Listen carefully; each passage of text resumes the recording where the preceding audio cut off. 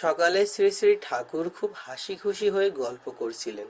যখন স্বামী মারা যায় তখন স্ত্রী সুর করে এই বলে কাঁদে, তুমি আমার কি করে গেলে গো, কাঁচা বাচ্চা নিয়ে আমি কোথায় দাঁড়াবো ইত্যাদি।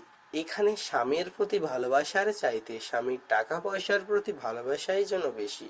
কিন্তু সাধারণত স্ত্রী মারা গেলে পুরুষ বলে, আমার আর কেউ নেই, আমাকে একেবারে একলা ফেলে চলে গেছে।